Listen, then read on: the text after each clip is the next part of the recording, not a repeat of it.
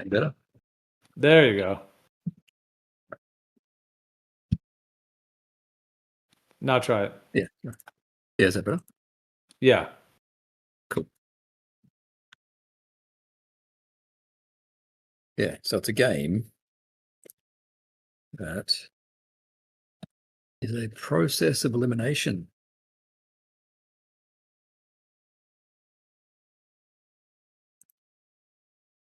Okay, but I wasn't really asking about the game. I was asking about what. What videos? Sorry. The latest. What's the latest? What have I got on the go? I've got the DJ guy, Pickled Minds. I know who DJ. he is. Yeah. Yeah, cool. He got me to look at Taboo Conspiracies, Salt Lake, I think 21 miles. Looking at the Kennecott smokestack. I have got the LoRaWAN world record of 1,300 kilometers. One about laser tests being pointless. One about the top-down shadow. One about the one that Jeran keeps bringing up that I think a lot of photographers just don't comprehend how simple it is. How in the southern hemisphere, the sun sets from like the top right to the bottom left, and in the northern hemisphere, it sets from the top left to the bottom right. And in the equator, it sets down. Such a simple thing that I think a lot of people miss. That's it. The end. Well, these are all things you're doing videos on, or just things you're looking into? Things that I've half made videos on but haven't recorded or published. Things that I've researched or half put together. Okay, so you're doing a bunch of small ones, and then eventually you'll put it into a video. Is that the idea? Maybe. All right. That's how the motivation goes. I mean, is Jeran just figuring that out that the sun does that? He didn't know that before? I don't know, but it's pretty bad. He's saying it now as if it's like this huge breakthrough, and it's like, dude, you didn't know the sun did that? Like, he was in this for all these years, just absolutely clueless about basics like that. With all due respect, I mean, he didn't know that. Yeah, I mean, it's a pretty obvious globe proof here, right? No, it's not a globe anything. I'm just saying he didn't know it. I'm just saying he didn't. It's like a breakthrough for him that he just figured this out. It sounds like, right? Because I've heard him. I don't really watch his stuff, but I've heard him rant a few times about it. Or there was something someone posted on Telegram that he was going all bananas. Didn't he put out some challenge or something, or whatever he was doing about it, some rhetoric? But I'm just saying, like that's his cutting edge, is like figuring out something really basic that if he was into cosmology, one would think he would have known that. I can't conceive of a flat Earth explanation for it. So, has anyone modeled it?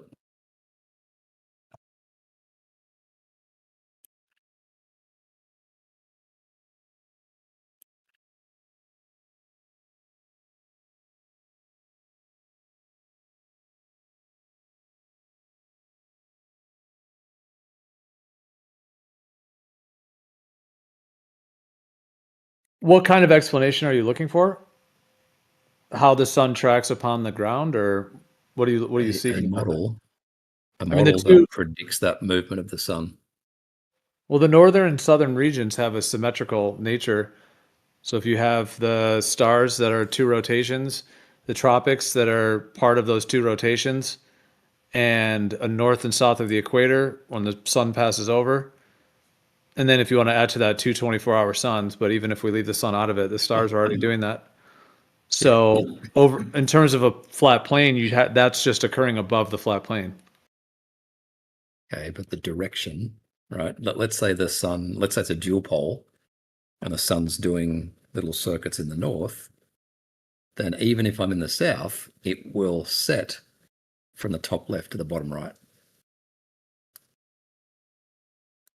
When the sun is in the south, when the sun's in the south, it arcs off to the southwest. When the sun's in the south, is that what you're talking about? No, when the sun's in the north.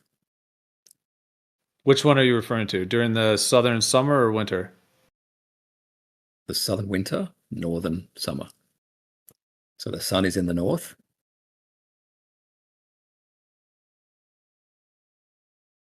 But I never see it go top left to bottom right.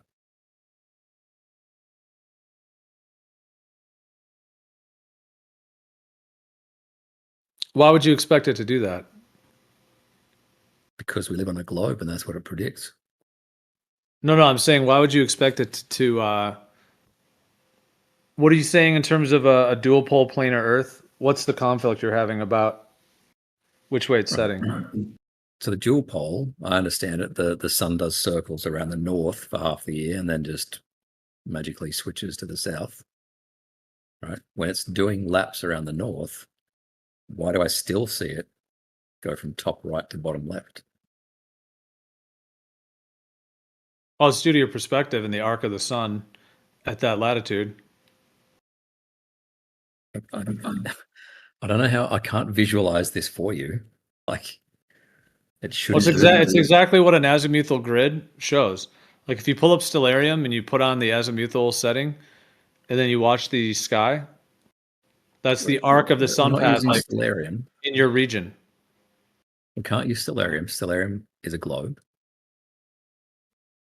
No, Stellarium is not necessarily a globe. Stellarium is an azimuthal grid it's like a planetarium, essentially, planetarium software. The floor is flat, but the floor is an azimuthal grid. There's no curvature required in the floor just to see the azimuthal positions. So what I'm saying is that if you're okay, if you took a bunch of like cups and you put them like on like a basketball court, this was actually, believe it or not, Jeran, I think, had said this analogy, and it is kind of a decent one, at least for this part of it. He used to say things like this years ago, actually, as kind of, but anyways, if you have like a basketball court and you put a bunch of like, those like red party cups or whatever, so you just put cups out, you fill them halfway with water or 3/4 of the way, whatever, with water, and then you put like a little observer on the water in there.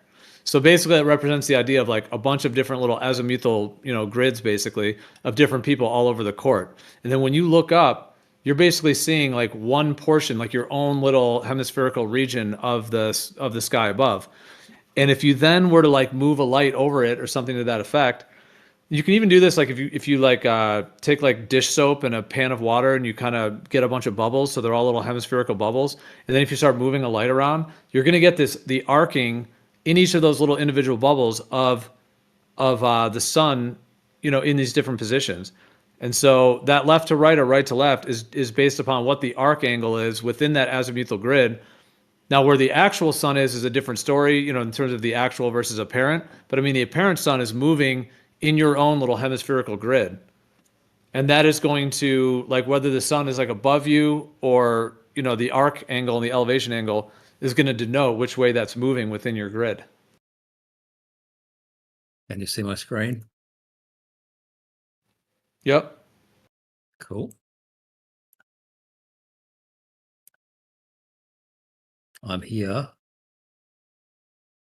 I never see the sun go that way.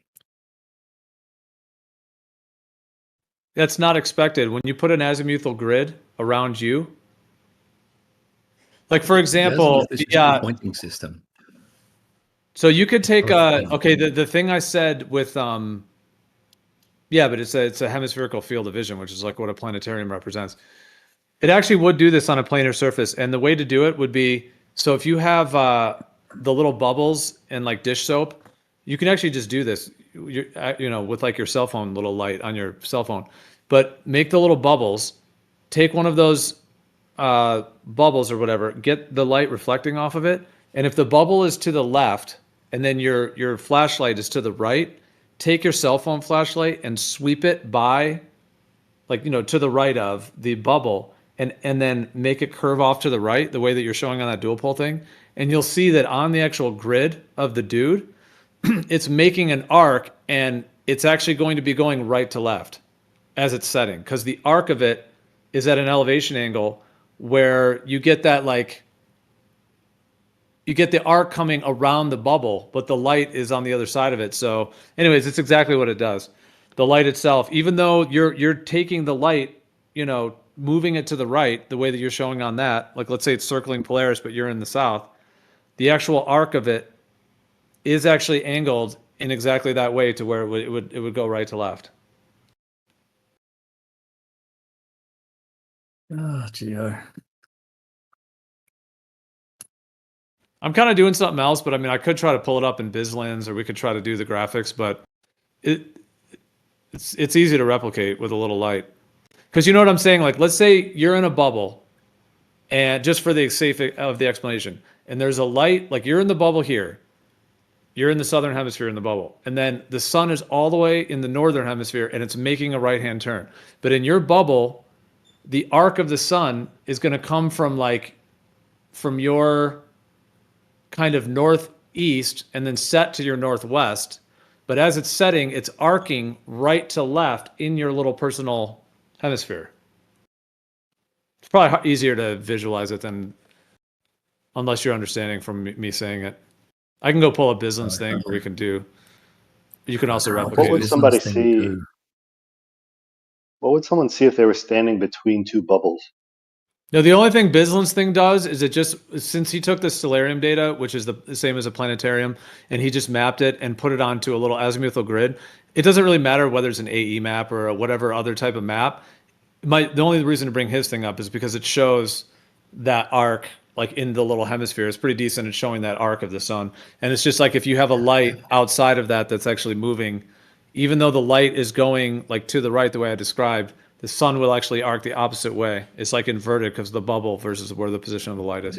Do you understand that BizLens, this azimuthal grid doesn't do anything in BizLens model?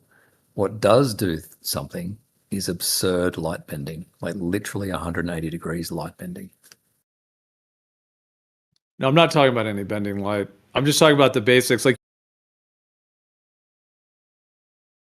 you can literally put bubbles in you can literally put bubbles in a pan of water, have let's say the bubbles in the middle of the pan, put your flashlight from your cell phone to the right of the pan, take that light and move it, let's say 6 to 8 inches to the right of the bubble, and then take your hand with the flashlight and curve it off to the right. So do that effect, like you were saying, the dual pole, where you're in the south, the sun's in the north. And as you do that, as you're curving it to the right, you'll watch, if you get it to where there's a little reflection in the bubble, for the dude in that bubble, the sun would literally be setting right to left. You don't need a globe. You don't need a globe. You don't need a globe for it. No, the only good thing about BizLens is he just took the stellarium data and put it into a little animation, a way that you can animate it. We could pull it up on stellarium as well, but with BizLens thing, you can see it from a third person, which is why it's helpful. Right, but it has absurd light bending. That's how it achieves what it does. But yeah, but that's not what I'm using it for. In terms of light bending on an AE map and all this stuff, we're not talking about that. I'm just talking about it. Again, you can do it with a bubble and a cell phone flashlight and replicate exactly what I'm saying. It's just that BizLens also does it visually. That's all. That's the only reason I'm using that. I'm not trying to talk about 24-hour suns and AE maps and whatever else BizLens tries to claim about bendy light. That's not what's being referenced.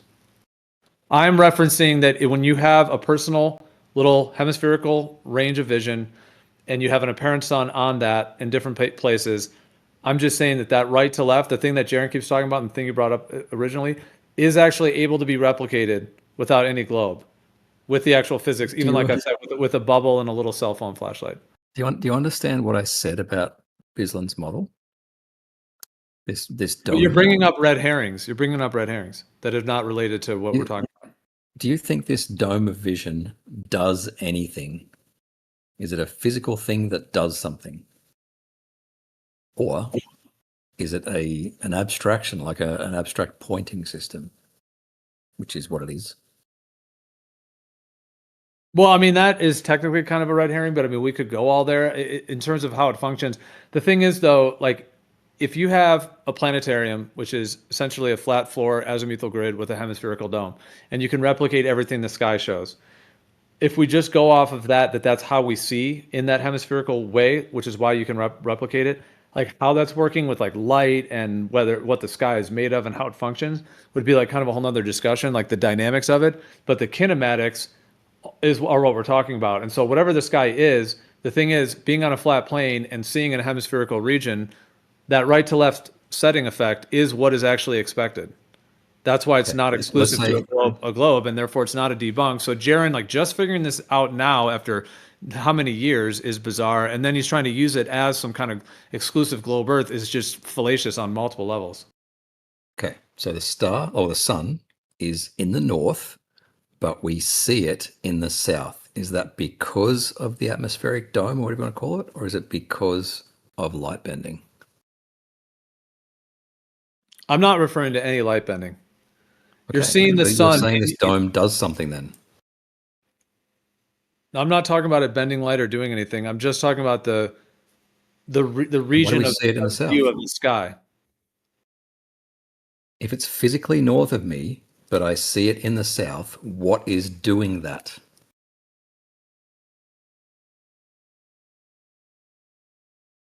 Well, we're always somewhat north or south of the sun, unless you're right beneath it. I'm always south of the sun on a flat Earth. The sun is always north of me. Yeah, so I mean, if it's in your region, you'll be able to see it. Right, but it's to the north. What is making it appear to the south? Is it this dome of vision, or is it light bending? It's not appearing to the south when you're in the north. If you're in the south and the sun is in the north, it's never going to be south of you. So what do you mean appearing in the south? It is. The sun sets south of east and sets south of west. In the winter Every or summer. summer. Talk about in the summer. In the okay, summer. now you're flipping it. Yes, that's because it's in the southern region. What does that have to do with this? Well, if it's always north of me, right, the latitude of the sun is never below 23.5 degrees south, and I'm minus 33.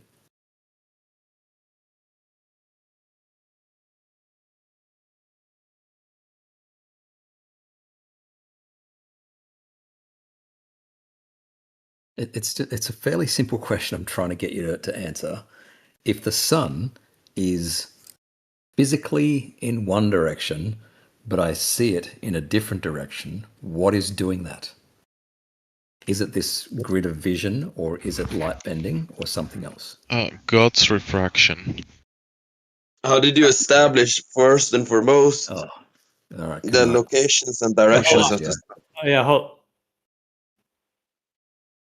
wow, you are repulsive to Roohif, apparently. He split the minute he heard your voice. All right. I was going to respond to him, but... Because the logic... I have a question about the bubble thing. He left the whole VC. All right, he split entirely. All right, he was sharing a screen and everything. All right, carry on, I guess. Because you should learn the logic of what I just said. That made him just leave. Did you understand the logic of what I just said? I did. That made him just depart immediately because it was so ultra logical. He just rage quitted immediately.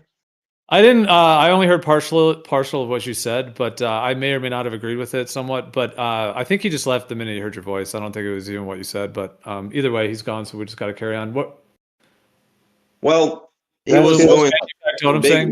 No, you don't wanna reflect about how I made him leave with the logic immediately that debunked this argument. Screenshot. The sun itself is north. Like, let's just take the Gleasons for the second, the Gleasons map thing. So that sun, you can see it in the air there, is like north of that bubble, which is why I was saying if you do this bubble with your cell phone camera, like if you're looking down at a dish of water and you make bubbles, so they make little hemispherical domes on top of the water, then you take your flashlight and you put it to the right of the bubble, and then you arc it to the right as well. You circle around a circle to the right. It'll replicate the same thing. So this sun is, essentially, if you were looking from the east or whatever, it would be to the right of it. But either way, it's north. But you see how the arc path of the actual sun in the hemisphere, if you were in that hemisphere, you see how it's arcing right to left? That's what I'm referring to. That's what I'm saying. So however the nature of this hemispherical region of sky that we see, whatever the nature, we could get into that whole discussion. But either way, that is how we view the world, which is why planetarium can replicate that. And all I'm pointing out is that when a sun is, in this case, north, that arc pattern will go right to left. And this is the thing that he's trying to say is a contradiction, and therefore, it has to be a globe. And then I guess Jeranism like just figured this out or whatever, and he's been telling everybody this, but even he does not understand that. And in addition, you can do this, like I said, with bubbles, and water, and your cell phone camera. And when you do that pattern, even if we take kind of the dual pole idea for the minute of the sun circling around the north and then you're in the south, I'm saying the actual little reflection of light on that little bubble will actually do this. So you can physically replicate it tangibly without any bending light or any fancy or any fancy atmospheres or bending anything. You can just do it with a cell phone camera or a little light on your cell phone and bubbles. Yeah, go ahead. Well, in fairness, what this is showing is light bending, to be clear. But also, I don't know that this would make sense with the observer inside the bubble. Like what you're talking about with the soap bubbles on water, I don't think that's what you would see if you were inside that bubble. It doesn't show light bending. That's exactly what I'm looking at here is light bending. No, it's not light bending. That yellow line isn't light bending? Yeah, it's not light bending. You're right. Well, I mean, to be fair, Walter Bislin does make the sun have like an arc to it on this AE thing. But again, you can do this like with a cell phone camera with a little or just a flashlight and and a bubble of water. So it's not really about like Walt. It's not really about Walter Bislin. It's not really about his graphics. Here, hold on. Before I pass the mic, let me just. I just made this image real quick. Manufactotum. This is what I'm talking about. So you see in that dome or whatever, I circled it green, and then I put that would be from that observer's right to left. And again, you can do this with a cell phone camera and the little apparent reflection on a bubble of water without any massive bending, anything, and you can see it will make that arc pattern as well when you put a light to the right of it and circle it. Okay. So I can understand this being real quick. I can understand this being a projection off a globe, but if you're, I don't want to say reifying this, if you're considering this as on face value, my playing around with this model, you can move that dome pretty much anywhere. So you could have two people standing next to each other that have two different domes. Yeah, that's what you can do in the software. Sure, but what is the mechanism that in reality causes two different people to have two different light trajectories that aren't standing in the same place? Okay, it's a good. Entirely presupposes the speed of light gravity theory that is not established as having existence. So it's just laundering upon another idea. Here's what Geo talk about it. All right, so what I would say to that is if you have like the dish soap and then you use rough it up so you get like little bubbles, and you can get like 10 of them, 10 bubbles, 15 bubbles, 20 bubbles on the dishwater in like a pan of water. Anyways, and then if you take like a flashlight and you move it around in various ways, like in circles and different ways, you can see like a different apparent reflection on each of the bubbles. And they'll all have a slightly different, depending on your angle of the light, the speed that you're moving it, the path that you're moving it. You can literally watch in real time, like 10, 20 bubbles all at once, where that little, apparent kind of sun reflection basically on the bubbles are moving differently on each bubble. Some of them are similar, some of them are close to similar, you know what I mean? But like depending on their positioning, some of them can arc differently and there's a variation. Now I realize that in that, let me just say lastly, I realize that in this kind of analogy, that is a physical bubble. There's dish soap that is actually making that. So I would understand how you would I could understand how you're kind of asking like, okay, well on a planar surface, what is making that? Are you saying there's an actual bubble of dish soap around us? And obviously I'm not saying that. So I realize that's more of the complexity of it. However, just going off of using that as a viewable range of vision, and that the sky seems to function that way on a planar surface, the arc patterns would match that, and you can replicate it on flat water with the bubbles and the flashlight in that sense. So what kind of light is used? Hold on, can he respond to that? Because I'm trying to just respond. Yeah, so there's two things jump to mind there. Either it's a physical bubble in some way, shape, or form. Obviously not dish soap, of course, but if that were the case, you could cross a bubble, right? You could physically walk from one end of the bubble to the other, and presumably the light would change where you're seeing it from. Or it's a bubble that remains fixed to the viewer, in which case I don't see this being physical. I don't see how this could be physical. instead of just like a projection, as I think Bislin is basically doing.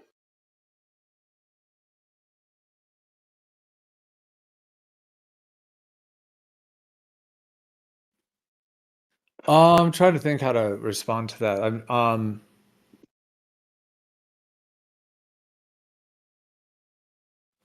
Wait, so is the contention like, okay, if you had a bubble of dish soap around you and then that bubble moved with you versus the bubble stays fixed and you move around in it? Obviously the bubble doesn't stay fixed because like when you move on the earth, like the way of planetarium, if you move 10 miles, like you're always in the center of your azimuthal hemispherical dome of vision, anywhere on the earth, like the way of planetarium, you're always in the center. Because even in a planetarium, it's designed to like, you're really supposed to be in the middle of it for it to be perfect, like you're right in the middle of the dome of the planetarium, and then boom, that's what you would see.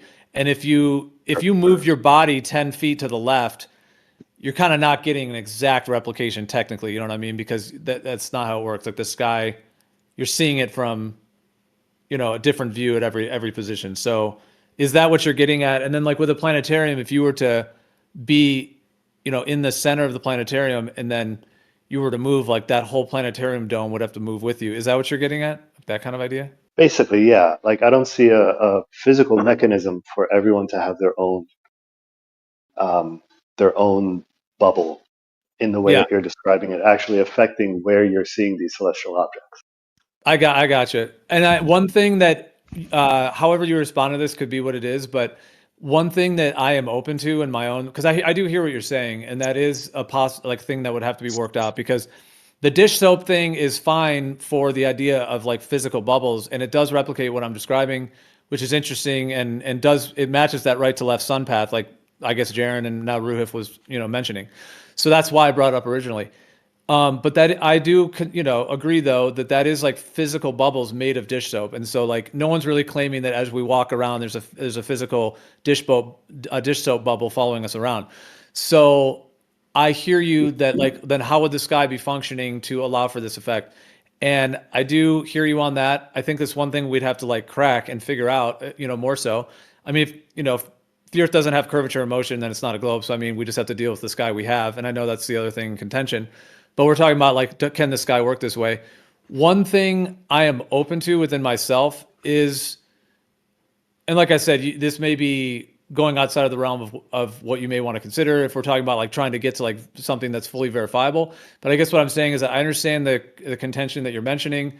And one of the possible solutions for that could be that the sky is not necessarily made of like physical light bulbs up there in the way that we might think of it, like the way in your ceiling, but the sky may manifest uniquely like a lenticular lens, depending on your different positions on Earth. Meaning that instead of a soap bubble following you, it would be the actual like refractive or reflective or crystalline like maybe plasma, superfluid nature of the actual sky, to where every position you're on, you're going to see these lights essentially, from that position that you're on, and they are above actual places. Like there is a consistency, but basically like a refractive lenticular lens effect that changes as you move. Which I know somebody might want to say, "Oh, magical sky, ha ha ha." But I mean, if we're trying to get to what the truth is, I'm just saying to go on that more technical side. That is one consideration that I think about, because I agree with you. Like there would have to be some feature of how this is working that wouldn't really match with just a flat, ceiling of stars, fully. Geo, within the bubble stock, isn't each individual eyes like the eyes of the people? Isn't that like the bubbles? Aren't those bubbles your eyes?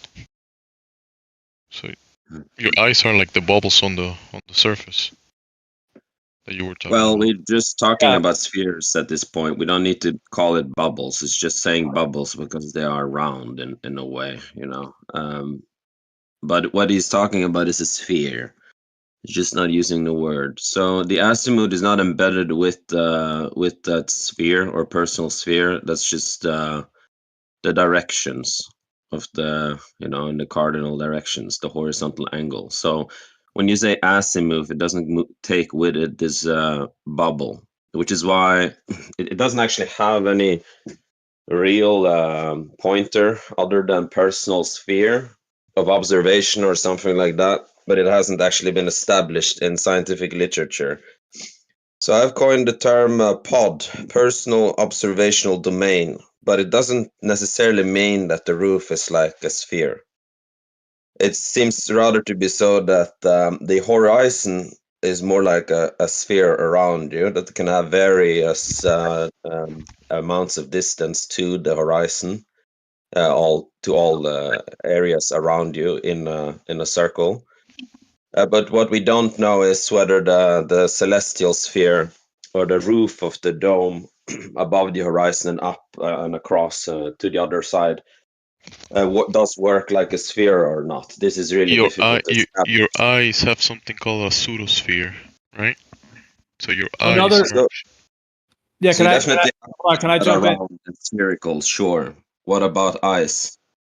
Well, here's let me jump in real quick. Here's another thing. So I went for like a more complex answer of like a reflective crystalline lenticular lens or something, which is obviously in the realm of some speculation and so on. But it is one way that it could be functioning. So that's why I was just saying to Manufactotum, like I'm open to that because I understand there are components of the way the sky works that it seems to function more. It seems to function more like somewhat like an equal radius hemispherical dome for every observer. Geo, problem is that hold on, bro. I'm not done. So I'm just saying it functions as like as an independent hemispherical dome, and does it really function the same way a flat sky would? But let me just say this, like a flat level sky. But let me say this. I'm posting this image.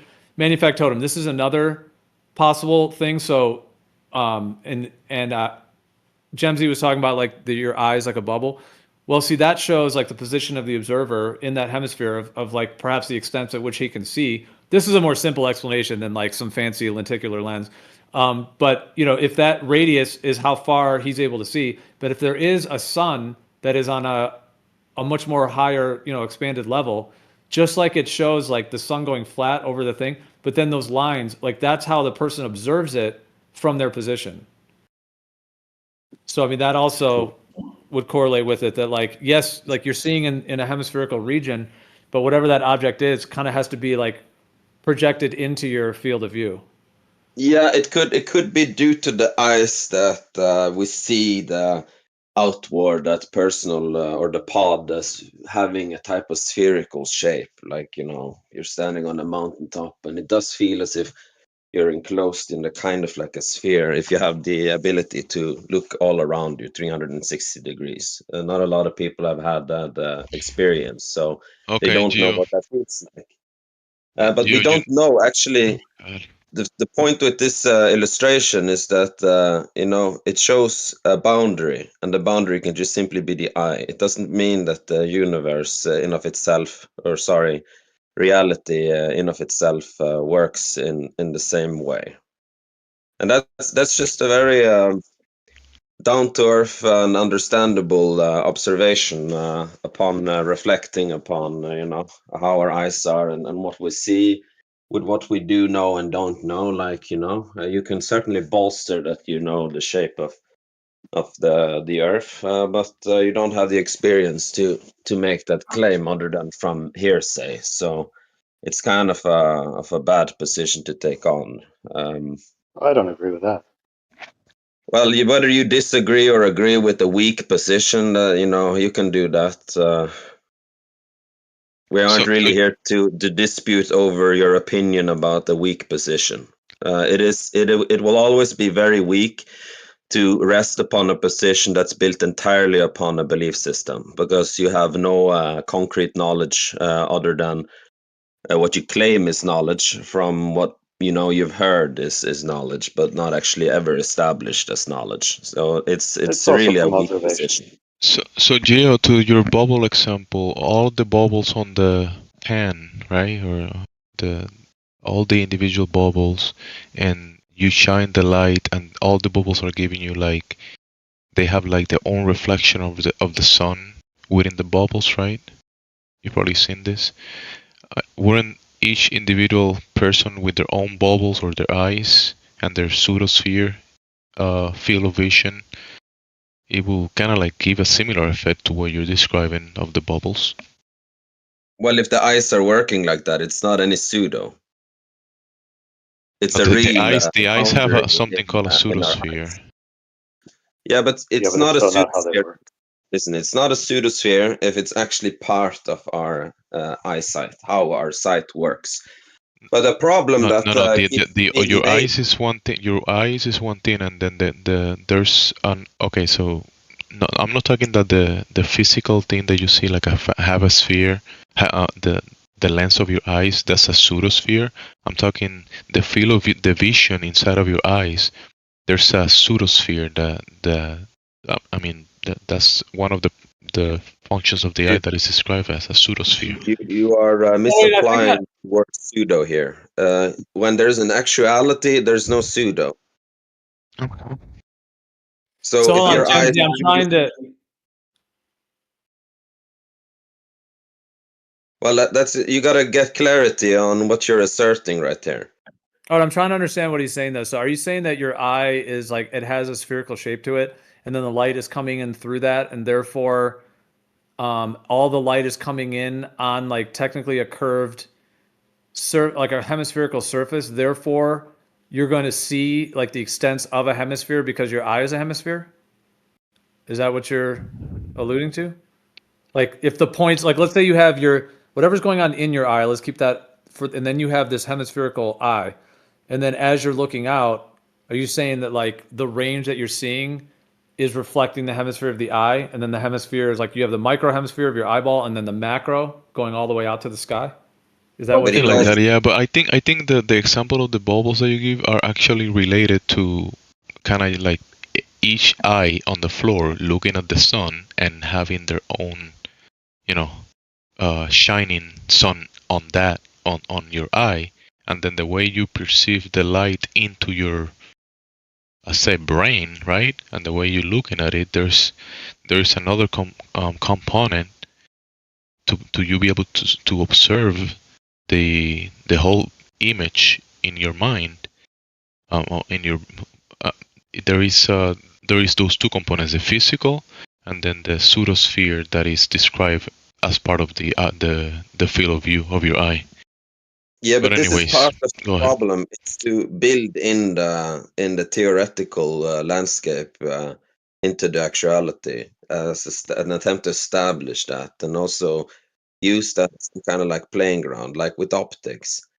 It's not necessarily so that this works in the way that optics is written down to be or laid out to be like. Our eyes, it's said to be working like optics, but optics are reduced like glasses and lenses and machineware and software, which we have created, which we yet again in turn try to use as some kind of like tool to or some kind of like some kind of thing that is able to give us knowledge of what is metaphysical or prescribing something or comes prior to something's existence, like looking into genetics, etc. And then that is presupposed as being able to do that, when in fact it claims that it can do that, and hasn't actually got to be doing that, because if it did, it would no longer be a field of study, but it would be, just a knowledge pool that is taught, and it's never disputed. So optics, if you keep inviting in the optics, then it reveals that kind of trap. You should be going about it in an entirely different way than to pull the optics card, because I don't think optics truly is going to answer this. Speed of light is still a theory. It doesn't have any constancy, and truly it doesn't even bend. But if you keep thinking and imagining that it does, so as to extrapolate upon your speculation in some kind of other fringe field to try and address it with the baggage that you bring, then I think you're just creating more information than you do any truthing, or getting to any truth. Like it's like going to a landfill and coming with more garbage, and then thinking that one is going to find the soil and the ground beneath all the garbage by adding litter to it called information. You know, the truth still is underneath all the information, and when the truth comes forth, the information itself is seen as a whole, you know, buildup of garbage, or just like garbage that you want to get rid of. All right, bro. Manufacturer, are you still there? Are we in not stop, does he? Yeah. Yeah, bro. Well, can we try to stay on topic and stuff? That's just okay. Go ahead, Manufacturer. What were you on? So there's a couple things that I'd be curious about. So I guess we've established it's not a physical bubble per se. First of all, to what Gemsy said, the eyes don't work that way. Despite the eyes being spherical, you wouldn't get these kinds of effects. For no least reason, as the sort of personal bubble doesn't seem to work for me, because it seems as though you can be in one location and this bubble doesn't do very much to alter the apparent location of the celestial objects. Like if you're right below the North Pole or far enough north, as you travel south, now this bubble, presumably of the same kind, is now altering the apparent position of these things. I'm not sure how that would work. But you're And doing very exactly. quickly, as a What do you mean it's What do you mean it's modifying the positions? What do you mean by that? So if you There's- have a field of view, like even if you were in like a massive warehouse, let's say it was the size of the entire United States, right? And it has like a 20-foot tall ceiling, and it's literally the size of the entire United States. And let's just say it's perfectly flat, like there's no elevation. If you were in like Miami with a 20-foot ceiling with a warehouse the size of the United States, if you were in like Miami, you're going to see a little hemispherical dome of, you know, if it's only 20 foot high, you're going to just see a little region. And whatever lights are in there, whether they're 30 feet away, 100 feet away, they're all going to appear to you like a hemispherical, you know, kind of range of view.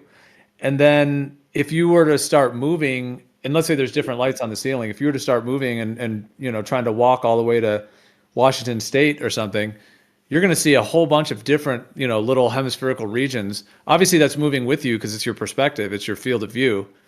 So, like, what is in conflict with that in terms of like not having any physical bubble, but just the way that we would see in a hemisphere when the proportions don't allow us to see the entire ceiling, but just a portion of it? That's not the real answer to this question. That was just throwing a ball and asking more questions. All right, just hold on, bro. Just let him respond, bro.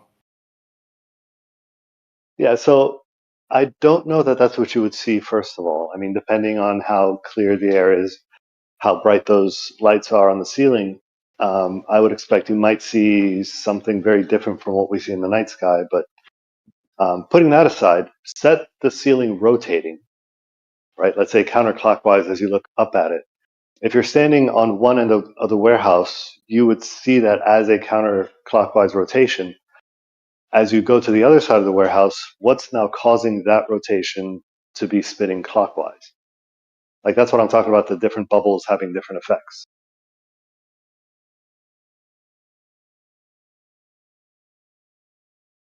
Wait, say it again. I mean, you're talking about rotations now. We can get into that, but we're just talking about being able to see in a hemispherical region of a much larger sky.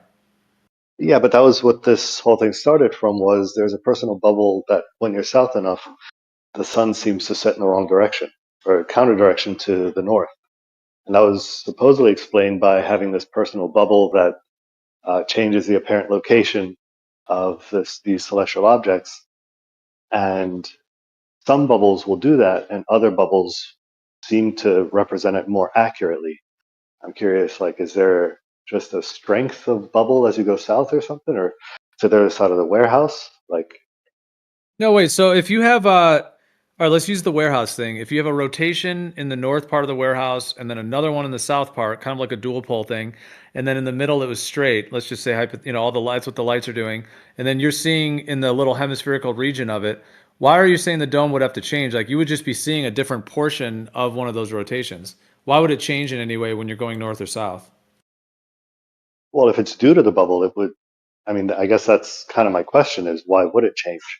Like, what's causing the different rotation? Unless you're saying those two rotations are actually on the ceiling somehow. Well, okay, let's just replicate it with the idea of the soap bubbles in water. and you have all these little hemispherical bubbles. If you take a light, like let's say, yeah, you take a flashlight on your cell phone and you go to the right of it and you do circles, and then you go right over it and you go straight, and then you go to the left of it and you do opposite circles going the other way. Like the light reflection in that little bubble would reflect, correlatively the position of the light above. So what's the issue with that in terms of just being able to see some portion of? I mean, yeah, for the moment, let's say the things in the sky are actually rotating. They're actually doing that, yeah. Above a planar stationary Earth. Obviously, they're making pathways and they're making circles in the north, circles in the south, etc. The arc of the sun. What would be in conflict with being in a bubble and being in different portions, either in the northern part of that rotation, in the middle, the equator, or in the south? Well, if you say that's just what the sky is doing, then the bubble kind of becomes irrelevant. Like my understanding was that the bubble was meant to explain how one motion in the north translates to a different motion in your personal bubble further south. Yeah, the thing is, we don't know, if it functions like a bubble. And if it really were ice doing something to the sky, then we don't get still to fully solve or address the the hemispheres. Yeah, well, I would have the same question. I mean, eyes in the north are doing something that's far less intrusive than eyes in the south, presumably. Well, one could think that being in the world affects the being in the world to the locality. Yeah, which is true. You have different terroirs at every single point across the realm. So yeah, nothing's truly the same. Even in a lemon from the same tree, it's not the same. You can pick apples from a tree, and you can plant 20 different apples with like 3 apples from one tree. If you Hold on, plant bro. 20 different apple trees, example. Okay, we're trying to stick on this. Could you please not do the non sequiturs and off topic? We're trying. I want to say. I mean, I can pull back and we can go into something else, but I just want to get to the bottom manufactotum with this because I'm trying to understand what he just said. And can we please just complete that without going on a bunch of other philosophical ideas? So manufactotum, like if you have that like a dome like that, like a bubble, and you have like a rotation in the north or the south of, let's say, a flashlight. What is the issue with the difference in the northern and south with this bubble? Because like there's a few things we're discussing, like what is causing this bubble-like effect, this planetarium-like effect on a planar Earth? Yeah, there's like the eye we're talking about. Is the sky doing it? Is our eye doing it? Is a perspective doing it? I realize that there's those like trying to get to the bottom of that, but just in terms of the like kinematics of it, like the mechanics, I'm just trying to understand your last point. Like what is the issue you're saying? Because like that image, I just posted it again, that Walter Bislin one. I mean, that is just one example showing the arc of what you would see on that bubble, compared to a light source that is reflecting upon it, which is why like the little dish soap bubbles and the flashlight replicates that.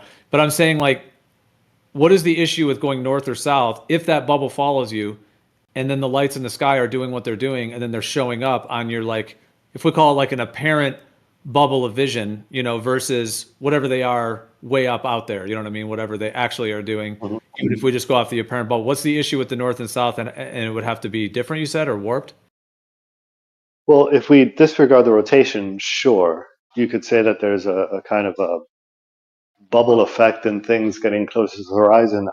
I would still struggle with that with not the image you just posted, but the one earlier, the drawing with the sun going straight over and then us seeing this dip.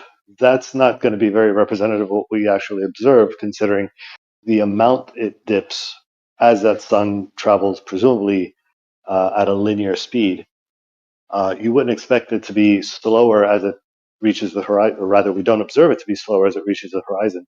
Oh, but we do. Kind of the same speed. But we do. Not enough, though.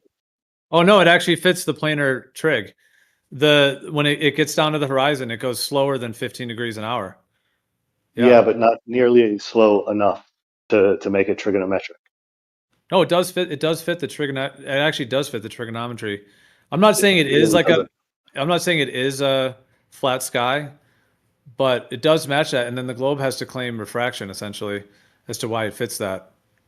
Yeah, but the amount of refraction that could slow the sunset to the small amount that we observe is nowhere near the amount of refraction that you would need for that sun to continue going at the same speed forward and us see it dip as fast as we do. Like you can actually do the math on that. It's not near enough. Well, what are the proportions you're using? Because I've seen calculations that actually do show it matches the planar trig. So Yeah, but because the thing is, you're not seeing the sun. You're not seeing the sun forever. You know, like let's say even if it is like a 12,000 mile diameter bubble, like half of the circumference. Let's just say it is that 6,000 mile radius. You're only seeing it to that distance, and then when you have like the ground is going to intersect with that, obviously, like much sooner than usually. It's probably much sooner. You're not going to be able to see 6,000 miles of ground. If the Earth is a sphere, a geoid, then it's a lot harder to actually establish what it is. You won't be able to establish making a measurement on one place or another, whether it's flat or spherical, because in one place it could be way more spherical than it should be, and in another place it can be just flat because it's a geoid. You measure that too. And you don't have God's eye view to establish where on the geoid you are if you're on a more flatter landscape, etc. So there's no point in traveling around to different lakes, etc. on the geoid, if it so is, to establish anything, because it will just be refuted by saying it's a geoid. So there's really no point to getting these 20 million experiments either, because the next line of series of dispute between the glober and the flat earthers is that it's just a geoid, and you have no proof anymore. I hear you. It is a slightly different topic about the shape of the geoid and those variations that might occur. But the thing is, what we're talking about here is the motion of the celestials, and that like the celestials match a planetarium like motion, like lights in a hemispherical dome. And the globe folks say, well, we're on a ball. The stars are infinitely out there, technically, considered infinite as being light years, and all the light rays are coming in and hitting parallel, and it's because we're on this ball that creates this hemisphere effect. That's what they're saying. On a planar Earth description, it would just be we're on a plane, stationary, and then the sky is functioning like this hemisphere, as it were. And as you move, you're getting your own unique hemisphere. So I was saying the thing about the soap bubbles and the flashlight to show that, like, just in basic physics, you can replicate, the apparent position of a light moving through your little apparent, bubble. But Manufact Totem is also inquiring further into the nature of it. I know I'm kind of just reviewing, but I'm just saying, like, we're talking about whether the ground has this curvature and it's the parallel light rays, or whether this is occurring over a planar surface. And I do agree that there's components about the sky, like the angular separation of stars doesn't change, for example, which would be expected if it was just a flat plane of stars. You also have like parallax. Like there are some points here that the globe side, I'm not saying it is a globe in any way, shape, or form, but there are certain ways that the sky functions that overlaps with spherical geometry. And then they're just taking that spherical geometry, putting it on the ground, and then making parallel stars to explain it.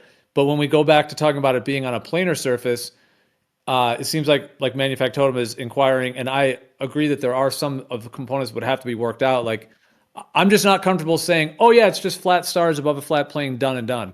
I think there's something more going on, and that's the interesting part of trying to get into this and figure out the different components. It's not really about convincing anyone. It's just like, okay, how do these both?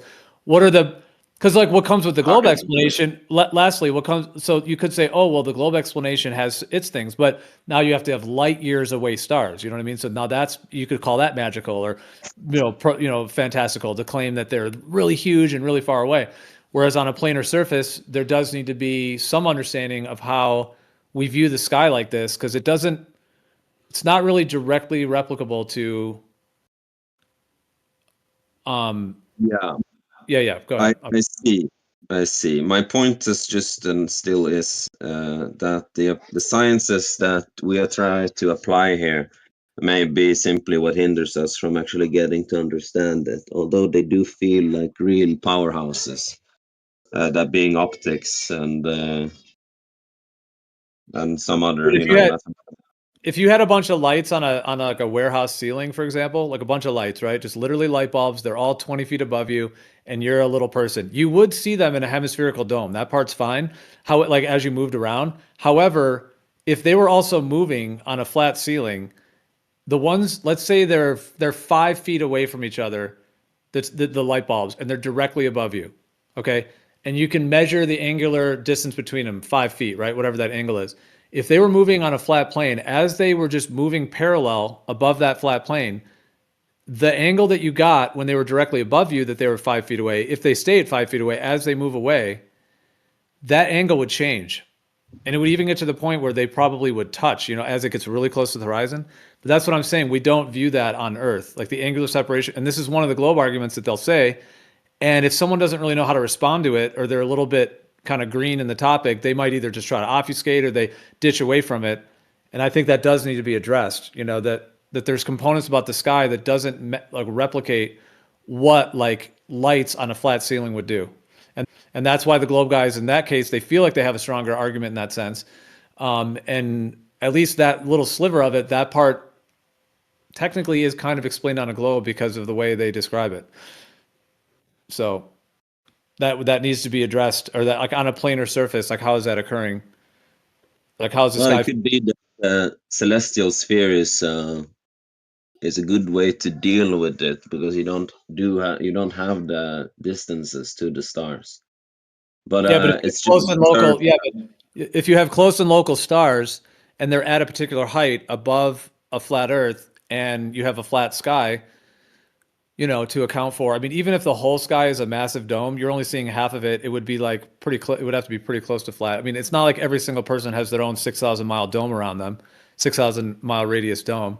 So that's what I'm saying, dude. Like there's something, the sky, some people do have an idea that it is a flat range of stars, and that has to do with perspective of how we see. Now that's another way to potentially describe it. Yeah, another artistic language.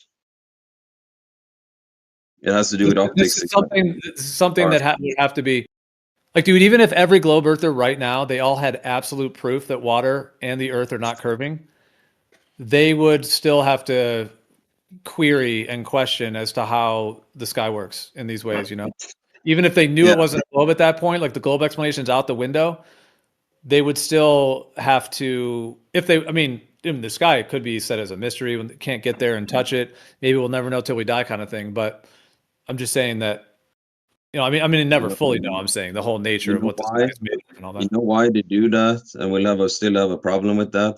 Because they still take the theory of light for granted. Why wouldn't we? Exactly, and that's the biggest problem. So he gave the immediate answer as to why they're struggling. No, it's not the nature of light. That's just an assumption. But even if that weren't the case, you would still have it's denial, more or less the same problems. No, I don't think that there's a different mechanism of light that would solve very many of these issues that have been brought up. So do you know what the sound of oblivious denial is? It usually goes like, no, here's my assertion that I think is the case, because I don't actually know, and this is my guess. It might be wrong, but I think this is right, and I will say that it's right, because that's my opinion until further ado. No. Okay, I'm going to talk to the other guy right quick. So there's a couple of things you mentioned that kind of raise more questions for me. Because on the one hand, it sounds like you're kind of going back and forth between the warehouse just is, and how we see it is kind of a dome in a way. And on the other hand, you're saying the dome is necessary to translate this flat ceiling into something more spherical around us. Am I mishearing you? It's very simple. Hold on. I think he's asking me. Is that for me? Yes. Likely. So yeah, can we just try to stay on this topic for a minute? We're kind of on this. If you have something to add to this, that's fine. But we're trying to we're not really trying to bound off too much. I think right now we're kind of trying to. That's all good, Gio. He's basically asking you about the basic question about what everything you guys were talking about again truly was about, because he's Yeah, no, afraid if he's lost the point. So you got to reestablish everything yet again. What you're truly talking about again, all right, so please. okay, so manufactotum, I do hear what you're saying. So you're saying the translation between, like, let's just call it, if we call it like the raw position of things, like if you are in a warehouse, like just the raw position, that you're seeing it, versus like those raw positions, like projected onto a hemispherical geometry around you, essentially. Right. And well, okay, so if we took the little soap dish bubbles with the flashlight above it, if we put a person inside the bubble and he's seeing the apparent position on the bubble and he's seeing them arc and all that, okay, cool. What if we now pop the bubble and that dude is still looking at the light? How is it going to be different if we just pop the bubble? Well, presumably, if I understood your position, that would be different somehow. Like, I don't think it would be. I mean, it's hard to put myself in on that side of the discussion, but I suppose if there's a bubble that's changing the apparent location of things, then yes, it would be different.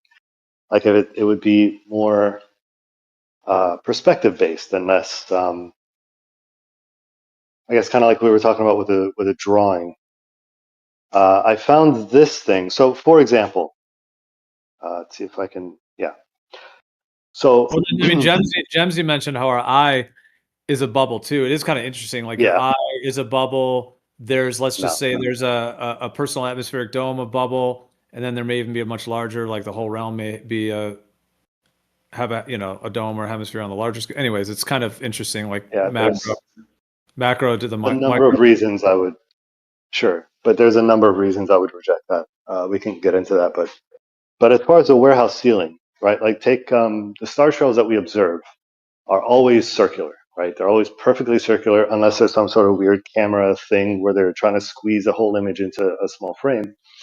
But what we don't see, if you see this picture I posted, what we don't see is something like that bottom one, which would be what we would see if we had a warehouse ceiling rotating above us, right? We would see much more perspectivized concentric circles than just circular.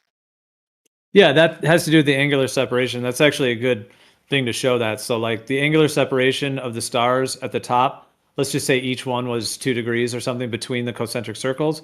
On the bottom, when you look at it like an angle like that, it's going to be like, less than 2 degrees. Like that's what I was talking about, the angular separation between the stars. Right. So for that to translate, I guess, so that would be the raw position, right? This squished concentric thing at the bottom. For us to see then the top one, I guess that's what you're attributing to this personal bubble.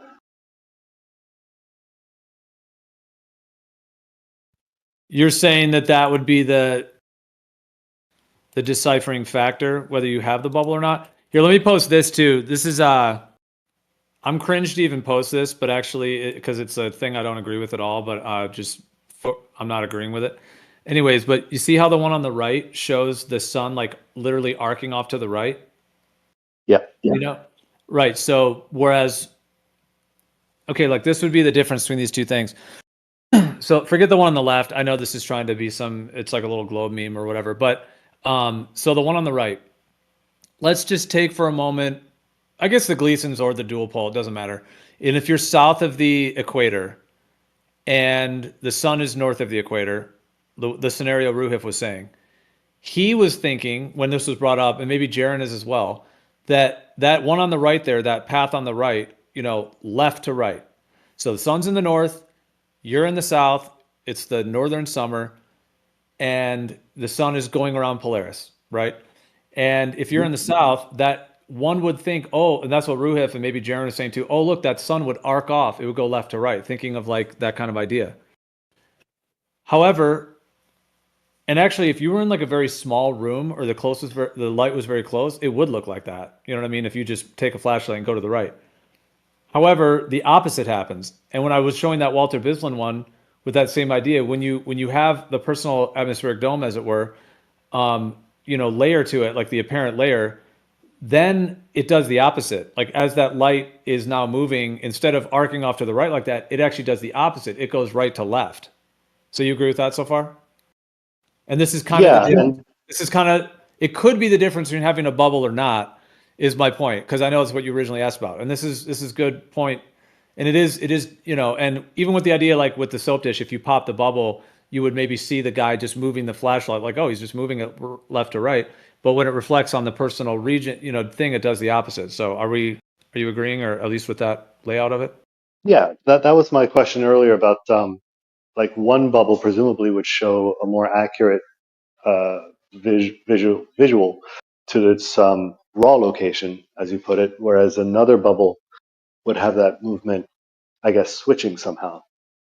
Yeah, it is different, and it's two different things. Yeah, one thing I'll say on this is a very complicated topic, but one thing I will say on it is I think when you're dealing with like grand distances is when that can change.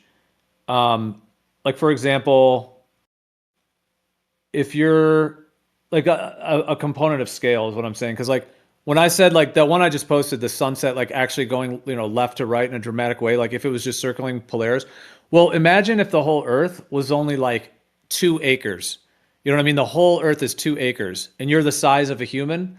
If you're the size of a human being and you're just on 2 acres, and someone has a big flashlight that's like 20 feet up, yeah, it's gonna just look like that basically. It's just gonna look like it's going around in circles. But if you were to shrink, instead of being a human in 2 acres, maybe make it, you're like a microscopic piece of bacteria or whatever, and then the sun is also up there. Now you're dealing with something different in the proportions. So I'm just alluding to, I think one of the components is the proportions involved. And when you have massive proportions, like whatever these distances of these celestials are, I guess that's another question, like how far are they up there? But if you have this like grand scale, you see what I'm saying is that the scale makes a difference.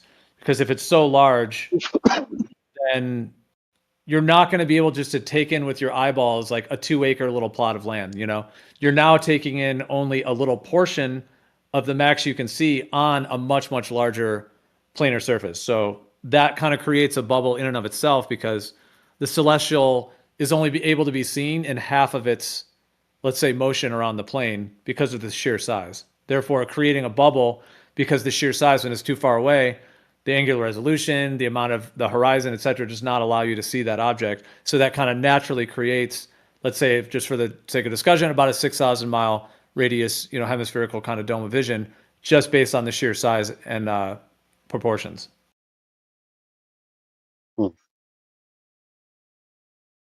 Would that be tantamount to basically you're looking through more of this medium? Well, it's like you're seeing the max of the medium you can, basically, therefore creating some kind of a natural limit, or extinction point, because it's like, yeah, so large that it kind of it creates like a natural limit just because Sure. from the sheer size. Whereas otherwise, if you were just on 2 acres with a light 20 feet above, I mean, you can see that whole thing with your eyeballs, So there wouldn't really be that factor. But if you were so tiny and, the sun is moving too far away to see it, which, that would happen like technically like in a warehouse. If you had a light 20 feet above in Miami and all the way to Washington State or whatever, obviously you wouldn't be able to see the light above Washington when you're in Miami. So that kind of is a little bit similar to that. Would create kind of a natural barrier, natural bubble limit. Arguably, I mean, I guess it depends on how bright these things are, but I mean, I'll give you that one for the sake of argument. Yeah, but that also there's does a lot there. To go against what I said, though. It doesn't necessarily solve, like, that might solve at the horizon, but does it really solve the whole 180 hemisphere? But yeah, go ahead. Yeah, there's a lot there that I would disagree with, but I mean, I got to go in a couple minutes. Would it be fair to say that there's included in this explanation of how we see things. There's a personal bubble, there's perspective, and some sort of eye mechanism that are all sort of contributing to seeing the world the way that we observe.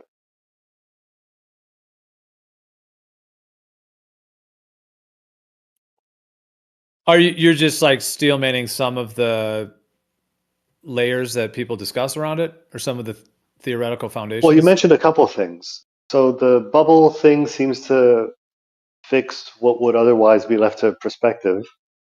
You mentioned perspective as having some kind of effect on distances, and you didn't say it explicitly, but I presume also in bottom-up obstruction. And you were pretty hesitant against refraction, but I feel like that's basically what you're talking about with the bubble. But in this last thing you said, you mentioned angular resolution. It sounds like there's a lot of contributing factors that you're putting into this bucket of why we observe the things that we do vis-a-vis the sky. Is that relatively accurate?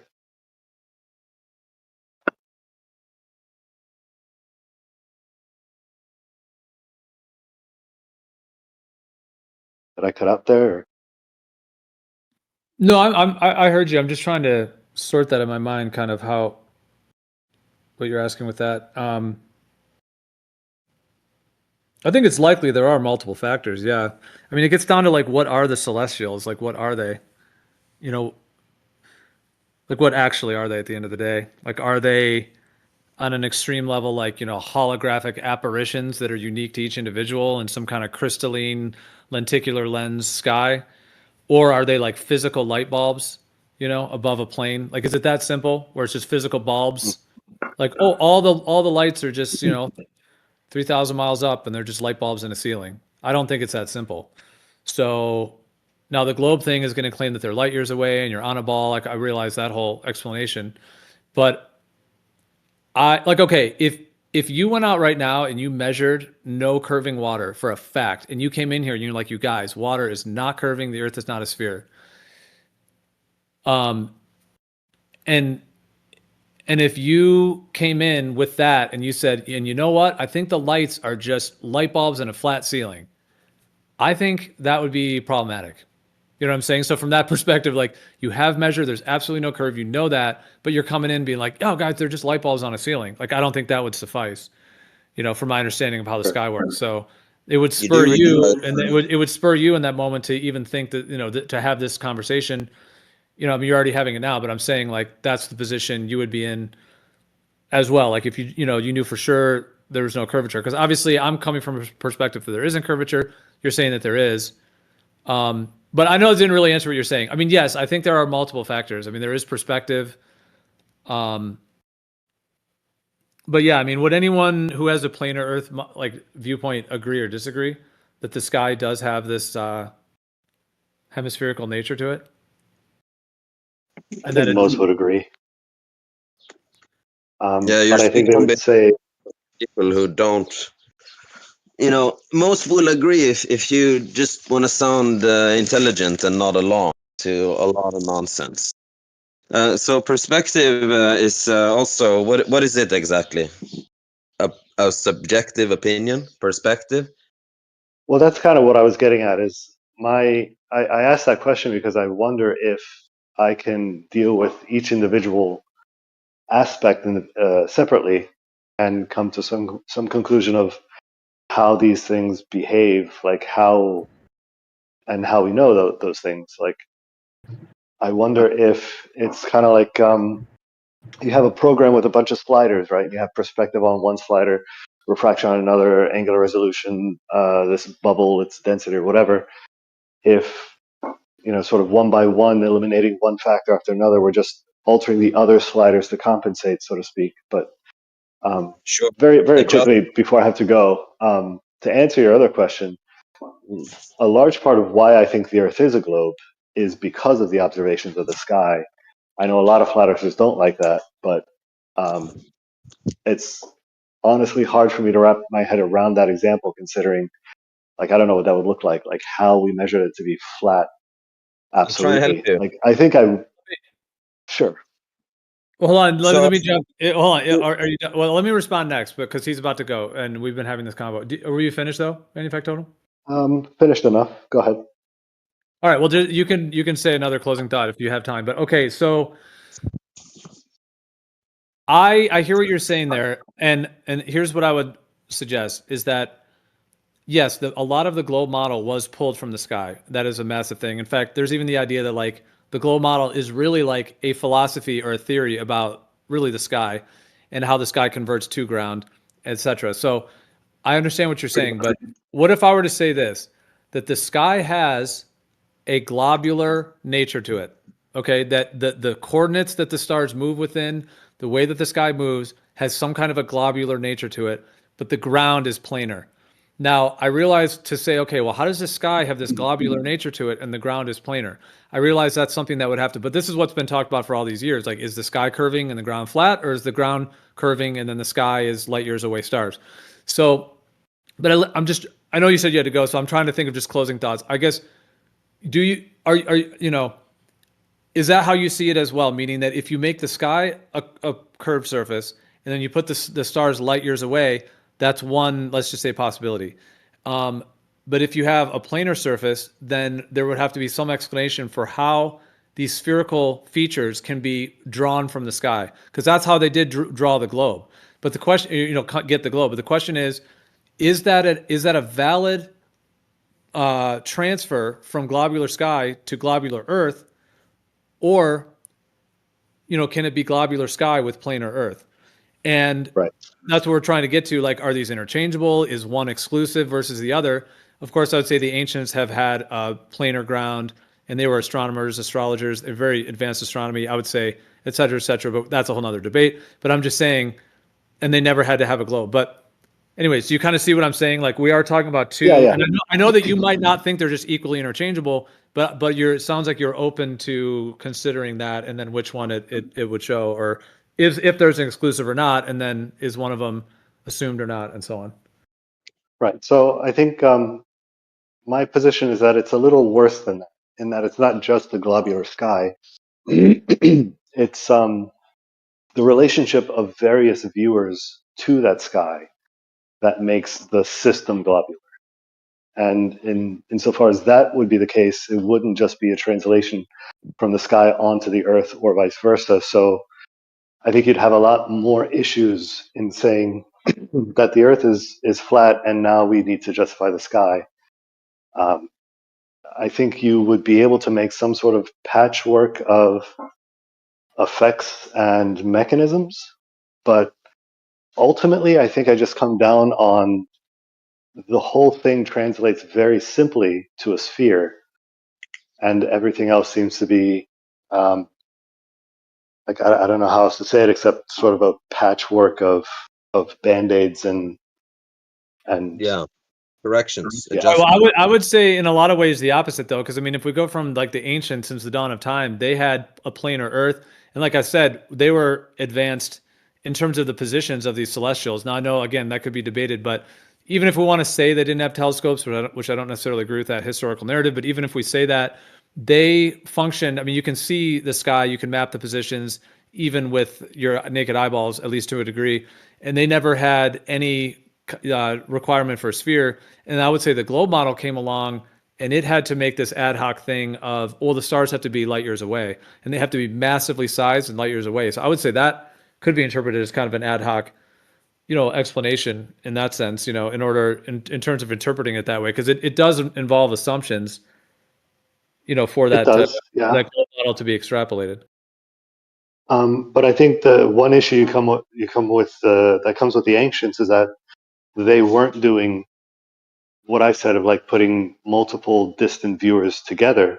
They just considered it from their sort of local patch of Earth, which I think many of them actually did think the sky was a sphere that went like under the Earth. So I mean that would make sense if the Earth is just that local patch. But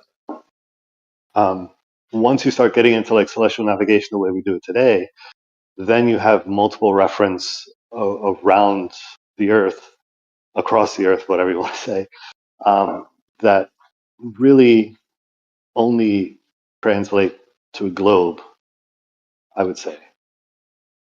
But it should be needed to have multiple references, because that proves by itself that there isn't a singular reference. All the I don't know if that's references, what it proves. no, they are just made up references. I mean, you mentioned two things there. One, I would hold in contention that any ancients actually thought the sun went under the earth. I've said this before, like in the like certain mythologies, like Egyptian and so on, they talk about like mythologically or symbolically, like the hero, the sun, you know, the archetype of the hero being represented as the sun, which goes into the underworld and goes through a transformation and then rises again and so on. So they have like, and also like the myth of like Persephone and you know, Hades and the underworld and so on, and going through the underworld journey and then coming back up and so on. So they had certain things like that, like the death rebirth process spiritually and so on. But I mean, all the ancients had a three-tiered system. Like the celestials are always above the earth in the upper world. Then you have the middle world, the plane of existence, and the lower world. So I don't know of any. None. I know that there's that rhetoric out there, and yeah. Well, we don't. It's not. It's just not. All the ancients did treat it this way. No, it's in my understanding, it's not valid that any of them actually thought the sun, because none of them had cosmologies in which the celestials went below the physical plane. They were always above. History has been Yeah, but a couple of them did. them having compartmentalizing philosophies and cosmologies. We don't actually know for a fact whether all these ancients, as we call them, did for a fact have all these things that went so synchronistically, or however I pronounce that, all well together, and basically was the same thing. That's a story we later have accepted as being true, when in fact it could just have been as easily manipulated at will by a human being as anything else can be. But he was saying another thing would be like, hold on, his point was no, I was just referring to you what you were talking about. Like, did the Egyptians know about like the North and South America at that time? Probably not. So for them thinking that when the sun sets, it drops below the earth, yeah, well, I don't seem that unnatural that they thought that. nobody would ever think that, because when you can just move like 2 miles and you can see that the sun will set at a slightly different time, showing that it's not exterminating into the ground. Nobody would ever think that. I know that there's like mythologies where they talk about the sun going into the underworld and going through transformation, but you can literally just move a few miles and notice that the sun will set a little later or a little earlier, showing that it's not extinguishing into the ground. That would be obvious. Well, it's also assuming they had relatively accurate timekeeping methods. But so I do have to go, but It's I'll see if I can find anything on like ancient mythologies. I'd be interested to pick that up again. okay. No, and I only responded to that because that was one of the first points you said. But the second point you were saying is essentially like triangulation on a planar surface, right? Like that from different points, you know, even if we go bigger distances, like from North America, somebody in North America, somebody in Middle America, someone in South America. That was the other point you said, that triangulation, you think. That's already how triangulation is done. What's the point here? No, I'm just trying to. He said he had to go. Hold on. He said he had to go, but I'm just saying next time we pick it up, the 2 points you said, one of them was the sun path going under the earth thing, but the other one, and we can pick it up next time. You're saying that from different positions on Earth, the elevation angles you think match a curved surface and not a planar surface. That was the one. Essentially, yeah. Okay. So we could get into that next time. And that is a claim that's made. Of course, I would say that you'd have to have those distances confirmed though, right? To make any, like that would be a really important thing on that, to know for sure that your distances before you take angles and assume Earth shape from it. I mean, yes. But to my reasoning, you can understand how I might think that doubting those distances is kind of another kind of patchwork sort of thing. Yeah, but that you having problems with consensus is your own personal dilemma and not part of scientific inquiry. No, I he's not. It's problematic for you to doubt your superiors as you see them, but that's not how you go about getting real knowledge about the world. All right, but it is what he's saying. What he's bringing up is an argument. See, I'm just like trying to be as maximum good faith as possible. Like I'm trying to address and if there's Yeah. if there's things that need to be worked out, then we should just be honest about that. And if not, then we can be honest about that. But I'm just saying the two things that are needed for that are accurate distances, and the other thing is that if it would take an assumption of the celestials are in one particular location above a planar Earth, right? It would require those Yeah. two things: that the celestials are in one physical altitude and position and the distances.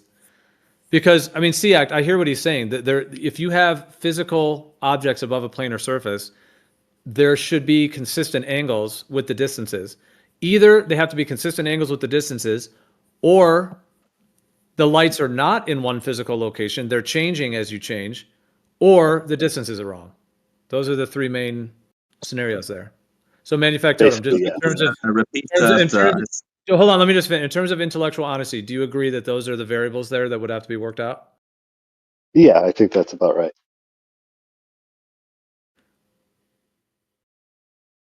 Yeah, and when the globe claim is often trying to say that the lights are in one position and that the distances of the globe are correct, and then they're claiming therefore ground is curved for that reason, which is the claim, like that one animation that shows like the elevation angles to the sun and then shows how they're all mismatched on a plane, or they're trying to interpret it that way and then wrapping around a globe when they line up or whatever. So So could I ask you a question? How like me, I live in Norway. There's another one in here from Norway. How accurate do you think the map and distances of Norway is?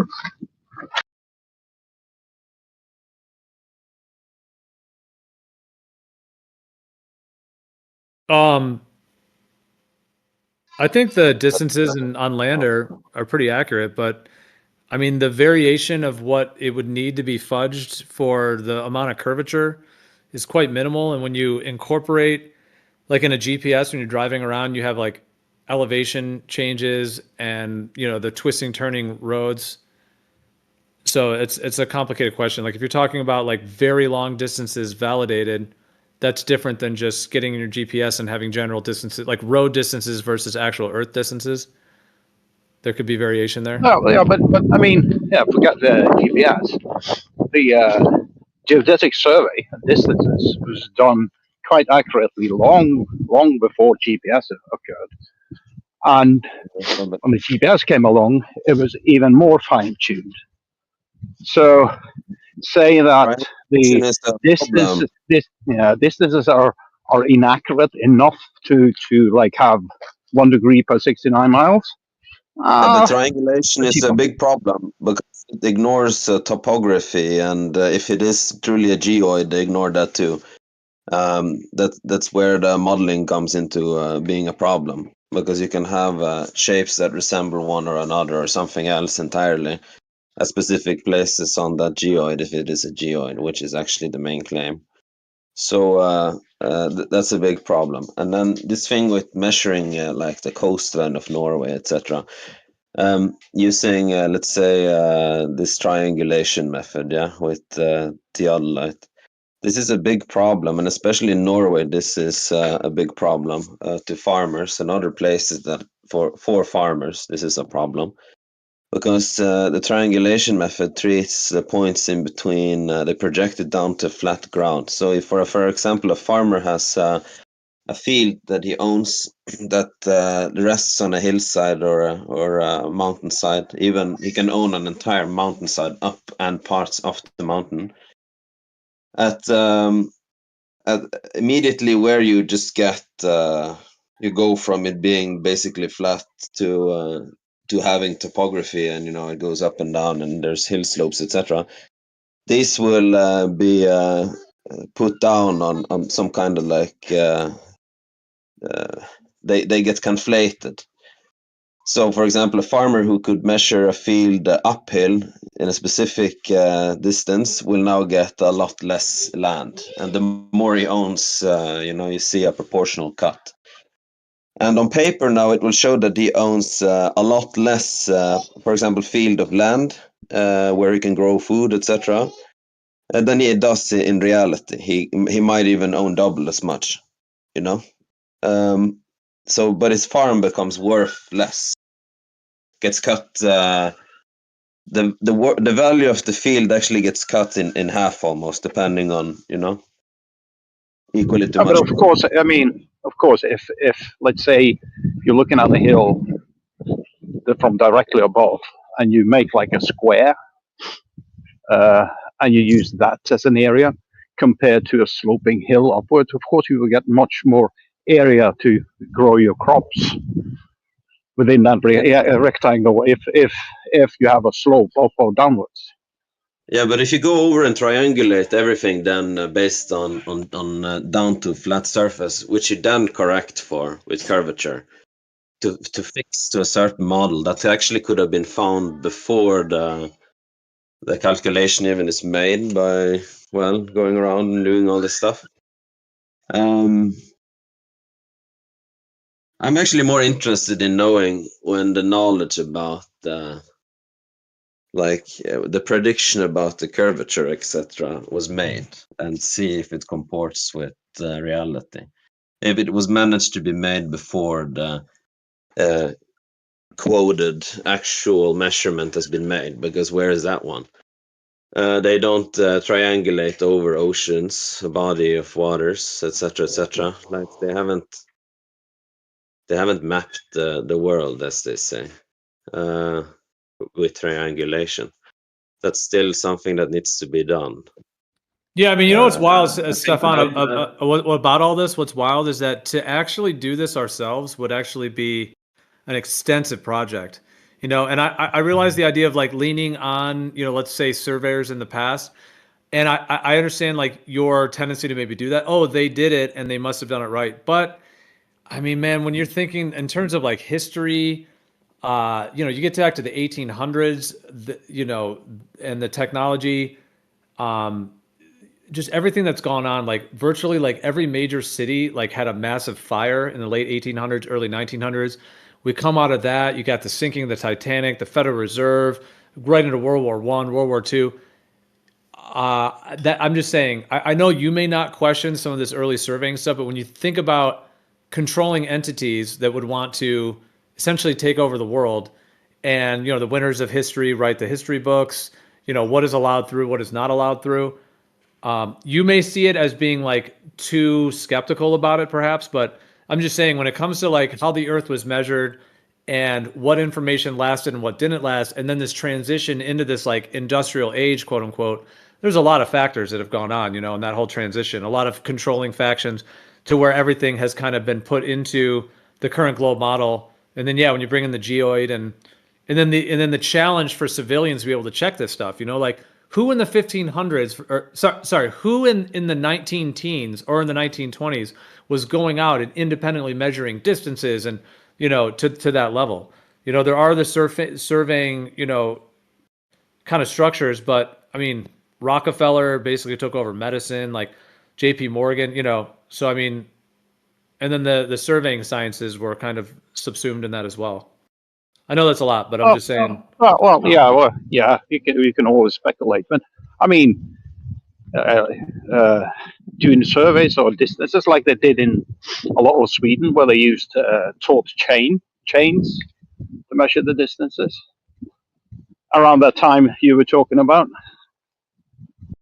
Yeah, I mean, but at what distances, what was their elevation calculations? Because you have that up against the geoid. They used, no, that was not the point. The point was to measure the distances between points to get them as accurate as possible. But if they don't measure topography, how do they know what to erase from the map in order to correct for elevation?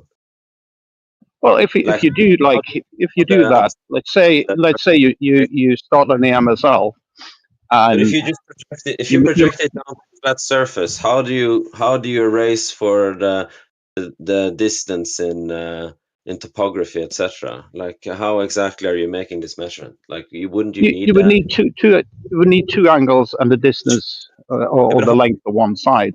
That's what you would need to calculate the distance. The height of the person according from the ground, because actually at their location, really, they're on the ground. So it's kind of weird to say that they're higher. They're still at the ground. you have this like really weird way of establishing altitude. I'm still on the ground when I'm up on the mountain, dude. So I'm not sure what you're talking about there, like being higher up. Okay, there is something about being up on a mountain, but it's sort of like figure of No, no, no. you Well, see it, if you want to like right? measure a distance, one way you could do it was to have measure two angles. Let's say the angle from you when you're down on the ground to the top of the mountain peak, and then from the mountain peak downwards the same area. Or you move sideways like parallax in addition. Yeah, but how did you Then you measure could. elevation? How did you measure from the ground? Okay, I'm standing now down in a valley, right? I just moved into my new apartment. I'm looking out the window, and I'm looking right over on a. This is a beautiful mountain right over here. And if I can guess the height, right? But what actually made the objective measurement of its height? Did you guys like drill through the mountain from the top there into it like 90 degrees down, and No, then you don't have to do that. You could first right do a now simple degrees parallax to figure out. or Hang on. into To the fig, mountain, and then you made like this correction, then you understood the height of the mountain? Like I don't understand. How did you establish the actual height of the mountain? I don't follow. well, Where if is you that did like knowledge? a simple, The yeah, actual if you height. do like it, if you would start with like a parallax measurement, then you can figure out the Assume a distance to the universal mountain, of and then you the could. Could I right? finish, please? Can I finish? Yes, I'm just still curious though, if that also comes in with it, because I think you can answer that already where you're at in the explanation. I'm trying to explain. You do a parallax first, then you know the distance to the mountain, and then you have the elevation angles to the mountain, and you can calculate the horizontal distance beneath the top of the mountain. Oh, really? Yes, geometry, simple geometry. So parallax. Please explain some more about parallax. Why do you do that? Well, let's say uh, I start at one point, and I don't know. Let's say I move 500 meters to the side, and I Okay. measure the angle to the mountain peak from both places, and I know the baseline, the distance between point A and point B. You can do simple geometry calculations to figure out the distance.